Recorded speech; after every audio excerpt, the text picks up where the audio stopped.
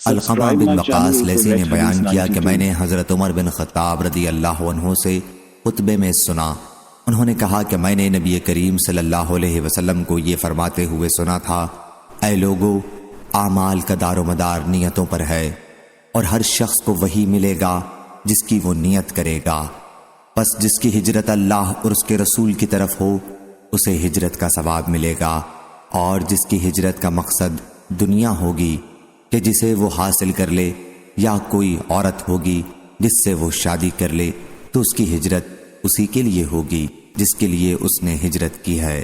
صحیح بخاری حدیث نمبر 6953۔ حضرت ابو ہریرہ رضی اللہ عنہ نے بیان کیا کہ نبی کریم صلی اللہ علیہ وسلم نے فرمایا، اللہ تعالیٰ تم میں سے کسی ایسے شخص کی نماز قبول نہیں کرتا جسے وضو کی ضرورت ہو، یہاں تک کہ وہ وضو کر لے۔ صحیح بخاری حدیث نمبر 6954۔ حضرت انس بن مالک رضی اللہ عنہ نے بیان کیا کہ حضرت ابو بکر رضی اللہ عنہ نے انہیں زکوٰۃ کا حکم نامہ لکھ کر بھیجا جو رسول کریم صلی اللہ علیہ وسلم نے فرض قرار دیا تھا کہ متفرق صدقہ کو ایک جگہ جمع نہ کیا جائے اور نہ مجتمع سجدہ کو متفرق کیا جائے زکوٰۃ کے خوف سے۔ صحیح بخاری حدیث نمبر 6955۔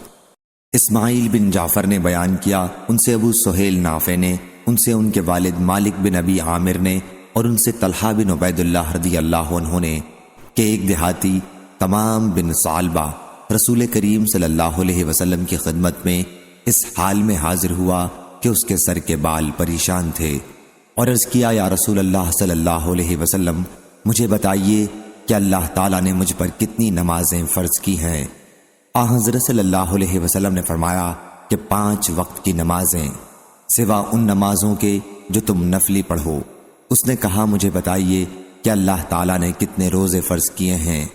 حضرت صلی اللہ علیہ وسلم نے فرمایا کہ رمضان کے مہینے کے روزے سوا ان کے جو تم نفلی رکھو۔ اس نے پوچھا، مجھے بتائیے کہ اللہ تعالیٰ نے زکوٰۃ کتنی فرض کی ہے؟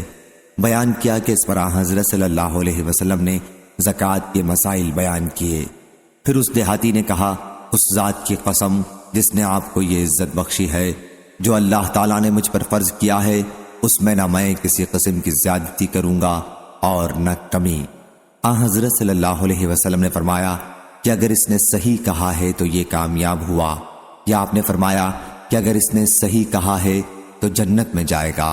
اور بعض لوگوں نے کہا کہ 120 اونٹوں میں 2 حصے 3 برس کی 2 اونٹنیاں جو چوتھے برس میں لگی ہوں زکوٰۃ میں لازم آتی ہیں، پس مگر کسی نے ان اونٹوں کو عمدن تلف کر ڈالا، مثلا ذبح کر دیا یا اور کوئی ہیلا کیا، تو اس کے اوپر سے زکوٰۃ ساقط ہوگی۔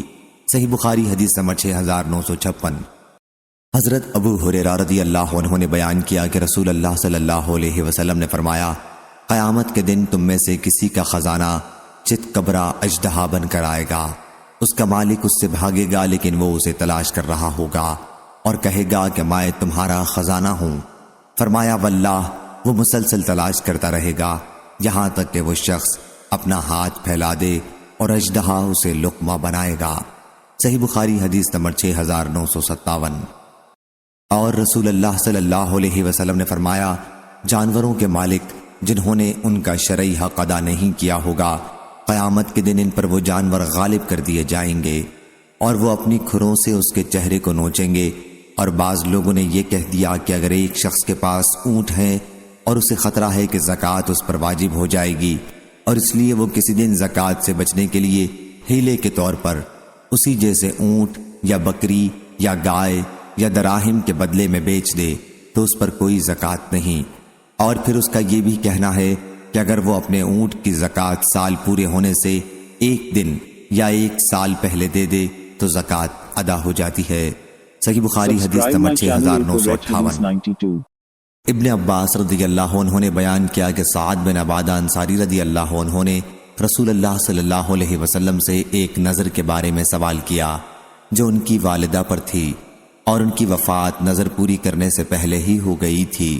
حضرت صلی اللہ علیہ وسلم نے فرمایا کہ تو ان کی طرف سے پوری کر۔ اس کے باوجود بعض لوگ یہ کہتے ہیں کہ جب اونٹ کی تعداد 20 ہو جائے تو اس میں 4 بکریاں لازم ہیں، پس اگر سال پورا ہونے سے پہلے اونٹ کو ہبہ کر دے یا اسے بیچ دے، زکوٰۃ سے بچنے یا ہیلے کے طور پر، تاکہ زکوٰۃ اس پر ختم ہو جائے تو اس پر کوئی چیز واجب نہیں ہوگی۔ یہی حال اس صورت میں ہے اگر اس نے ضائع کر دیا اور پھر مر گیا تو اس کے مال پر کچھ واجب نہیں ہوگا۔ صحیح بخاری حدیث نمبر 6959۔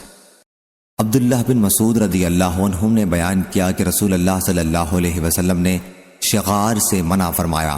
میں نے نافع سے پوچھا شغار کیا ہے؟ انہوں نے کہا یہ کہ کوئی شخص بغیر مہر کے کسی کی لڑکی سے نکاح کرتا ہے یا اس سے بغیر مہر کے اپنی لڑکی کا نکاح کرتا ہے، پس اس کے سوا کوئی مہر مقرر نہ ہو۔ اور بعض لوگوں نے کہا اگر کسی نے ہیلا کر کے نکاح شغار کر لیا تو نکاح کا عقد درست ہوگا اور شرط لغو ہوگی، اور ہر ایک کو مہر مثل عورت کا ادا کرنا ہوگا۔ اور ہاں، بعض لوگوں نے متاع میں کہا ہے کہ وہاں نکاح بھی فاسد ہے اور شرط بھی باطل ہے، اور بعض حنفیہ یہ کہتے ہیں کہ متاع اور شغار دونوں جائز ہوں گے اور شرط باطل ہوگی۔ صحیح بخاری حدیث نمبر 6960۔ ظاہری نے بیان کیا، ان سے حسن اور عبداللہ محمد بن علی کے 2 بیٹوں نے بیان کیا، ان سے ان کے والد نے کہ حضرت علی رضی اللہ عنہ سے کہا گیا کہ حضرت عبداللہ بن عباس رضی اللہ عنہ عورتوں کے متاع میں کوئی حرج نہیں سمجھتے۔ انہوں نے کہا کہ رسول اللہ صلی اللہ علیہ وسلم نے خیبر کی لڑائی کے موقع پر متاع سے اور پالتو گدھوں کے گوشت سے منع کر دیا تھا۔ اور بعض لوگ کہتے ہیں کہ اگر کسی نے حیلے سے متاع کر لیا تو نکاح فاسد ہے، اور بعض لوگوں نے کہا کہ نکاح جائز ہو جائے گا اور میعاد کی شرط باطل ہو جائے گی۔ صحیح بخاری حدیث نمبر 6961۔ حضرت ابو ہریرہ رضی اللہ عنہ نے بیان کیا کہ رسول اللہ صلی اللہ علیہ وسلم نے فرمایا بچا ہوا بے ضرورت پانی اس لیے نہ روکا جائے کہ اس کی وجہ سے بچی ہوئی گھاس بھی بچی رہے، اس میں بھی ہیلا سازی سے روکا گیا ہے۔ صحیح بخاری حدیث نمبر 6962۔ قتیبہ بن سعید نے بیان کیا، کہا ہم سے امام مالک نے، ان سے نافع نے اور ان سے ابن عمر رضی اللہ عنہ نے کہ نبی کریم صلی اللہ علیہ وسلم نے بیع نجش سے منع فرمایا۔ صحیح بخاری حدیث نمبر 6963۔ امام مالک نے بیان کیا، ان سے عبداللہ بن دینار نے اور ان سے حضرت عبداللہ بن عمر رضی اللہ عنہ نے کہ ایک صحابی نے نبی کریم صلی اللہ علیہ وسلم سے عرض کیا کہ وہ خرید و فروخت میں دھوکہ کھا جاتے ہیں۔ حضرت صلی اللہ علیہ وسلم نے فرمایا کہ جب تم کچھ خریدا کرو تو کہہ دیا کرو کہ اس میں کوئی دھوکہ نہ ہونا چاہیے۔ صحیح بخاری حدیث نمبر 6964۔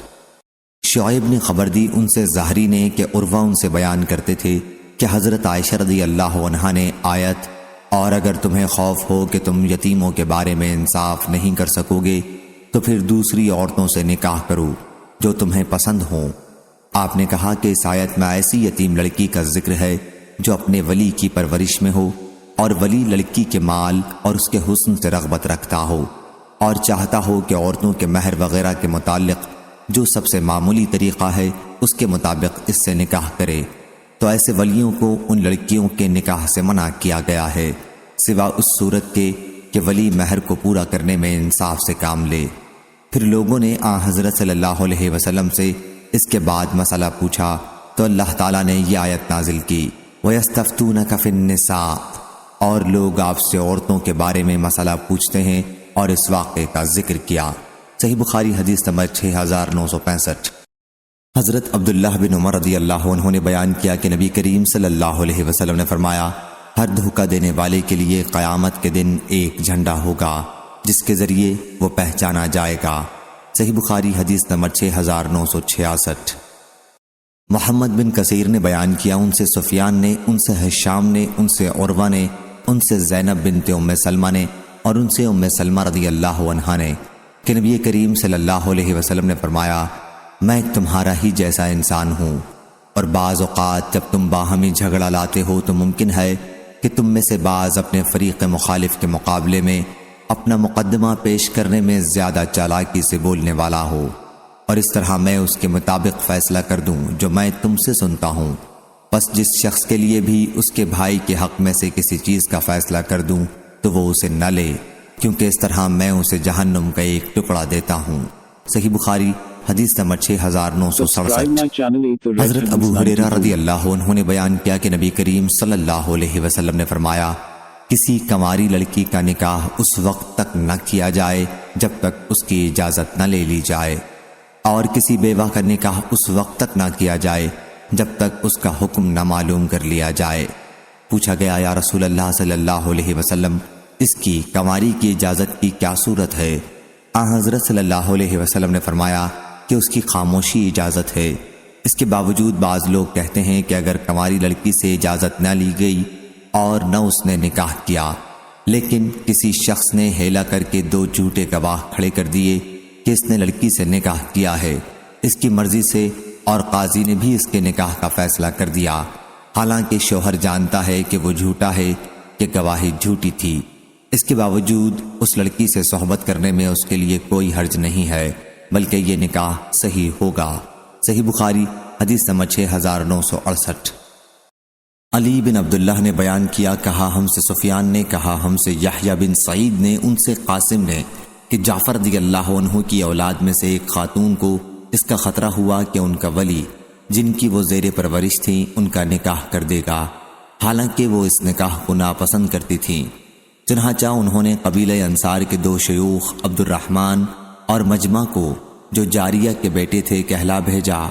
انہوں نے تسلی دی کہ کوئی خوف نہ کریں، کیونکہ خنسا بنت خزام رضی اللہ عنہا کا نکاح ان کے والد نے ان کی ناپسندیدگی کے باوجود کر دیا تھا، تو رسول اللہ صلی اللہ علیہ وسلم نے اس نکاح کو رد کر دیا تھا۔ سفیان نے بیان کیا کہ میں نے عبد الرحمن کو اپنے والد سے یہ کہتے ہوئے سنا ہے کہ خنسا رضی اللہ عنہا، آخر حدیث تک بیان کیا۔ صحیح بخاری حدیث نمبر 6969۔ حضرت ابو ہریرہ رضی اللہ عنہ نے بیان کیا کہ رسول اللہ صلی اللہ علیہ وسلم نے فرمایا، کسی بیوہ سے اس وقت تک شادی نہ کی جائے جب تک اس کا حکم نہ معلوم کر لیا جائے، اور کسی کنواری سے اس وقت تک نکاح نہ کیا جائے جب تک اس کی اجازت نہ لے لی جائے۔ صحابہ رضی اللہ عنہم نے پوچھا، اس کی اجازت کا کیا طریقہ ہے؟ حضرت صلی اللہ علیہ وسلم نے فرمایا، یہ کہ وہ خاموش ہو جائے۔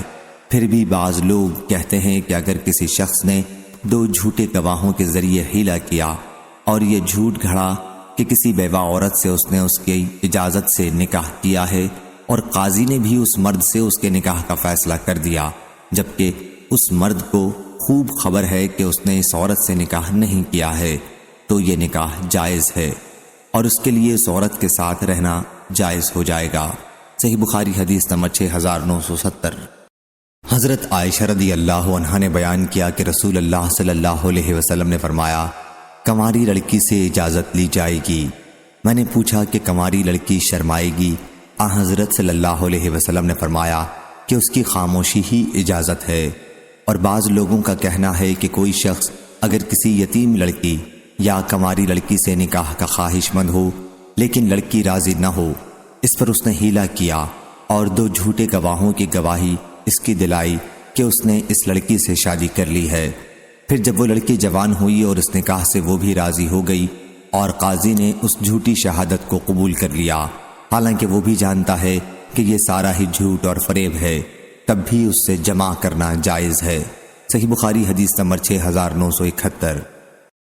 عائشہ رضی اللہ عنہا نے بیان کیا کہ رسول اللہ صلی اللہ علیہ وسلم حلوہ اور شہد پسند کرتے تھے، اور عصر کی نماز سے فارغ ہونے کے بعد اپنی ازواج سے ان میں سے کسی کے حجرے میں جانے کے لیے اجازت لیتے تھے اور ان کے پاس جاتے تھے۔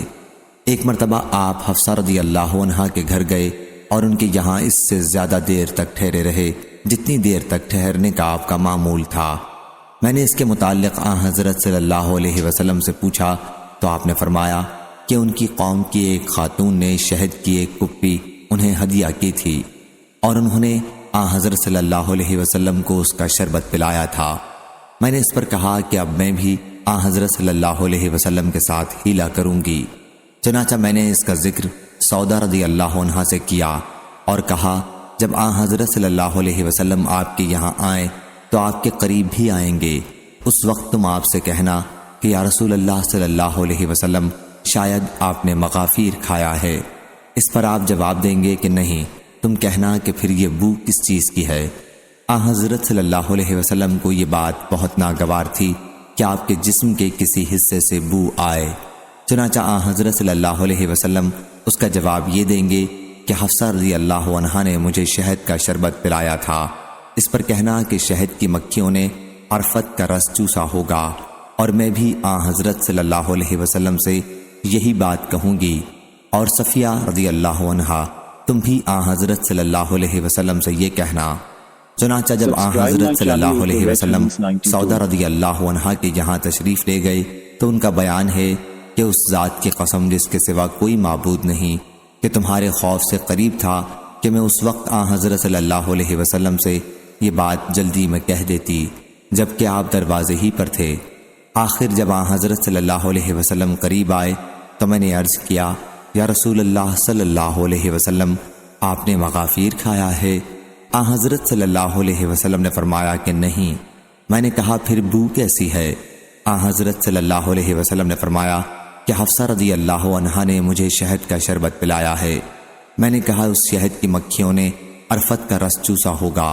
اور صفیہ رضی اللہ عنہا کے پاس جب آپ تشریف لے گئے تو انہوں نے بھی یہی کہا۔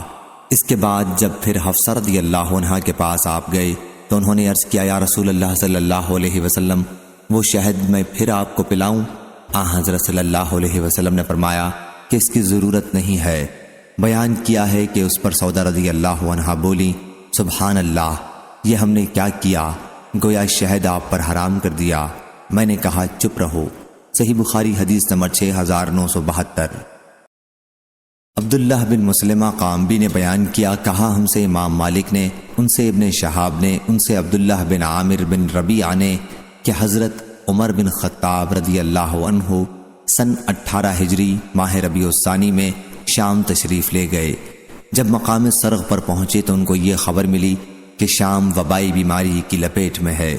پھر حضرت عبد الرحمن بن عوف رضی اللہ عنہ نے انہیں خبر دی کہ رسول اللہ صلی اللہ علیہ وسلم نے فرمایا تھا کہ جب تمہیں معلوم ہو کہ کسی سرزمین میں وبا پھیلی ہوئی ہے تو اس میں داخل مت ہو، لیکن اگر کسی جگہ وبا پھوٹ پڑے اور تم وہیں موجود ہو تو وبا سے بھاگنے کے لیے تم وہاں سے نکلو بھی مت۔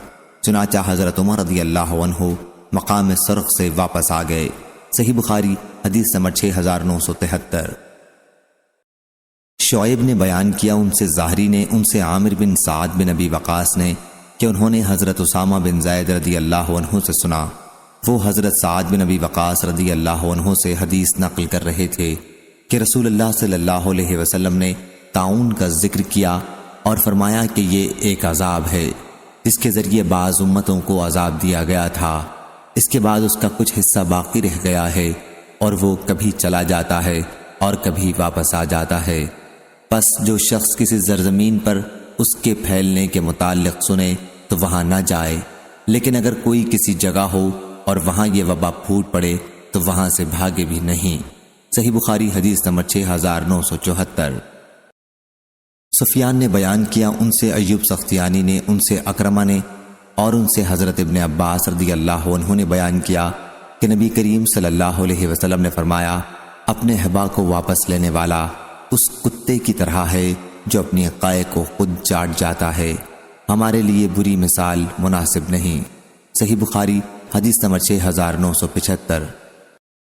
حضرت جابر بن عبداللہ رضی اللہ عنہ نے بیان کیا کہ نبی کریم صلی اللہ علیہ وسلم نے شفعہ کا حکم ہر اس چیز میں دیا تھا جو تقسیم نہ ہو سکتی ہو، پس جب حد بندی ہو جائے اور راستے الگ الگ کر دیے جائیں تو پھر شفعہ نہیں۔ اور بعض لوگ کہتے ہیں کہ شفعہ کا حق پڑوسی کو بھی ہوتا ہے، پھر خود ہی اپنی بات کو غلط قرار دیا اور کہا کہ اگر کسی نے کوئی گھر خریدا اور اسے خطرہ ہے کہ اس کا پڑوسی حق شفاء کی بنا پر اس سے گھر لے لے گا تو اس نے اس کے 100 حصے کر کے ایک حصہ اس میں سے پہلے خرید لیا اور باقی حصے بعد میں خریدے، تو ایسی صورت میں پہلے حصے میں تو پڑوسی کو شفاء کا حق ہوگا، گھر کے باقی حصوں میں اسے یہ حق نہیں ہوگا اور اس کے لیے جائز ہے کہ یہ ہیلا کرے۔ صحیح بخاری حدیث نمبر 6976۔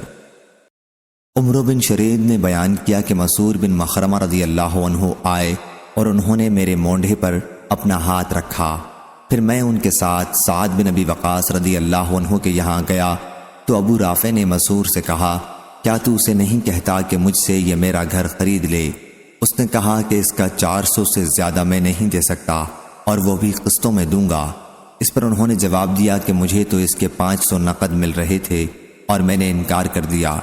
اگر میں نے رسول اللہ صلی اللہ علیہ وسلم سے یہ نہ سنا ہوتا کہ پڑوسی زیادہ مستحق ہے تو میں اسے تمہیں نہ بیچتا۔ علی بن عبداللہ مدینی نے کہا، میں نے سفیان بن عینہ سے اس پر پوچھا کہ معمر نے اس طرح نہیں بیان کیا ہے۔ سفیان نے کہا، لیکن مجھ سے تو ابراہیم بن میسرہ نے یہ حدیث اسی طرح نقل کی۔ اور بعض لوگ کہتے ہیں کہ اگر کوئی شخص چاہے کہ شفیع کو حق شفاع نہ دے تو اسے ہیلا کرنے کی اجازت ہے، اور ہیلا یہ ہے کہ جائیداد کا مالک خریدار کو وہ جائیداد ہبا کر دے، پھر خریدار یعنی موہوب لے اس ہبا کے معاوضے میں مالک جائیداد کو 1000 درہم مثلاً ہبا کر دے۔ اس صورت میں شفیع کو شفاع کا حق نہ رہے گا۔ صحیح بخاری حدیث نمبر 6977۔ ابراہیم بن میسرہ نے بیان کیا، ان سے عمر بن شرید نے، ان سے ابو رافع نے کہ حضرت سعد رضی اللہ عنہ نے ان کے ایک گھر کی 400 مثقال قیمت لگائی، تو انہوں نے کہا کہ اگر میں نے رسول اللہ صلی اللہ علیہ وسلم کو یہ کہتے نہ سنا ہوتا کہ پڑوسی اپنے پڑوس کا زیادہ مستحق ہے تو میں اسے تمہیں نہ دیتا۔ اور بعض لوگ کہتے ہیں کہ اگر کسی نے کسی گھر کا حصہ خریدا اور چاہا کہ اس کا حق شفاع باطل کر دے تو اسے اس گھر کو اپنے چھوٹے بیٹے کو ہبا کر دینا چاہیے، اب نابالغ پر قسم بھی نہیں ہوگی۔ صحیح بخاری حدیث نمبر 6978۔ ابو حمید سعدی رضی اللہ عنہ نے بیان کیا کہ رسول اللہ صلی اللہ علیہ وسلم نے ایک شخص کو بنی سلیم کے صدقات کی وصولی کے لیے عامل بنایا۔ ان کا نام ابن طبیعہ تھا۔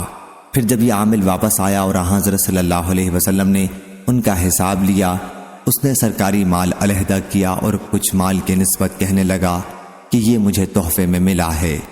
حضرت صلی اللہ علیہ وسلم نے اس پر فرمایا، پھر کیوں نہ تم اپنے ماں باپ کے گھر بیٹھے رہے، اگر تم سچے ہو تو وہیں یہ تحفہ تمہارے پاس آ جاتا۔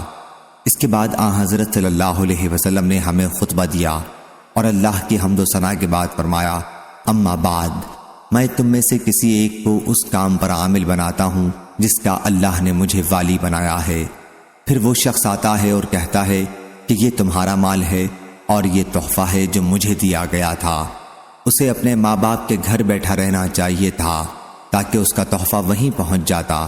اللہ کی قسم، تم میں سے جو بھی حق کے سوا کوئی چیز لے گا وہ اللہ تعالیٰ سے اس حال میں ملے گا کہ اس چیز کو اٹھائے ہوئے ہوگا۔ میں تم میں ہر اس شخص کو پہچان لوں گا جو اللہ سے اس حال میں ملے گا کہ اونٹ اٹھائے ہوگا جو بلبلا رہا ہوگا، یا گائے اٹھائے ہوگا جو اپنی آواز نکال رہی ہوگی، یا بکری اٹھائے ہوگا جو اپنی آواز نکال رہی ہوگی۔ پھر آپ نے ہاتھ اٹھایا یہاں تک کہ آپ کے بغل کی سفیدی دکھائی دینے لگی اور فرمایا، اے اللہ، کیا میں نے پہنچا دیا؟ یہ فرماتے ہوئے حضرت صلی اللہ علیہ وسلم کو میری آنکھوں نے دیکھا اور کانوں نے سنا۔ صحیح بخاری حدیث نمبر 6979۔ حضرت ابو رافع رضی اللہ عنہ نے بیان کیا کہ نبی کریم صلی اللہ علیہ وسلم نے فرمایا، پڑوسی اپنے پڑوسی کا زیادہ حقدار ہے۔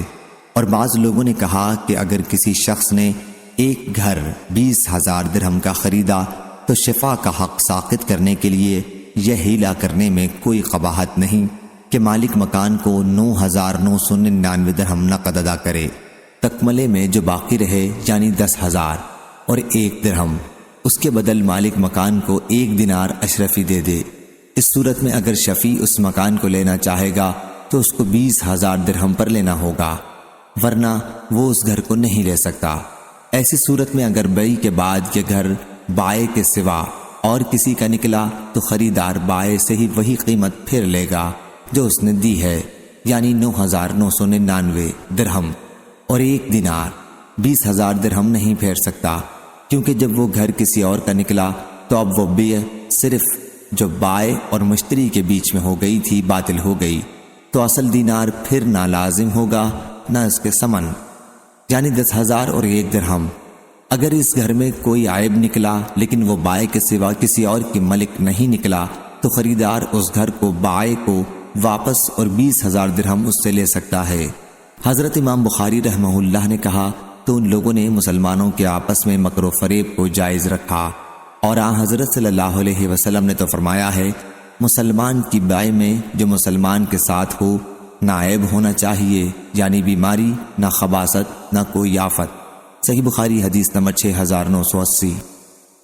ابراہیم بن میسرہ نے بیان کیا، ان سے عمرو بن شرید نے کہ ابو رافع رضی اللہ عنہ نے سعد بن مالک رضی اللہ عنہ کو ایک گھر 400 مسقال میں بیچا اور کہا کہ اگر میں نے نبی کریم صلی اللہ علیہ وسلم سے یہ نہ سنا ہوتا کہ پڑوسی حق پڑوسی کا زیادہ حقدار ہے تو میں آپ کو یہ گھر نہ دیتا اور کسی کے ہاتھ بیچ ڈالتا۔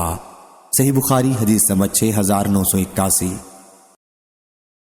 Subscribe my channel 8 The Red Hadith 9.